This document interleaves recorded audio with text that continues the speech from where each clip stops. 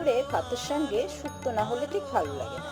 প্রথমে কড়াই চাপাই, তারপর বড়িগুলোকে ভেজে তুলে রাখি, কেটে রাখা বেগুনটাকে ভেজে তুলে রাখি, তারপর তাতে উচ্ছেটাকে যে কেটে রেখেছিলাম সেটাকেও ভেজে তুলে রাখি। এবার কড়াইয়ে সামান্য তেল দিয়ে তার মধ্যে কেটে রাখা সবজিগুলোকে দিয়ে নাড়াচাড়া করি, আর তাতে দিই বেটে রাখা কাঁচা লঙ্কা আর আদা বাটা, আন্দাজ মতো নুন আর হলুদ। ভাজা হয়ে গেলে জল দিই। অন্যদিকে তাওয়া চাপিয়ে তার মধ্যে সর্ষে, পোস্ত আর পাঁচফোড়নটাকে ভেজে তুলে রাখি। এদিকে সবজিটা যখন সেদ্ধ হয়ে গেল তখন তাতে দিলাম সামান্য চিনি, ভেজে রাখা বড়ি, বেগুন আর উচ্ছেটা, আর মিশিয়ে দিলাম ভাজা মশলাটা গুঁড়ো করে। বাস, হয়ে গেল আমার শুক্তো। এ এক অন্য সাথে অন্য রকমের শুক্তো, যা কম তেল মশলা দিয়ে সুস্বাস্থ্যকর শুক্তো।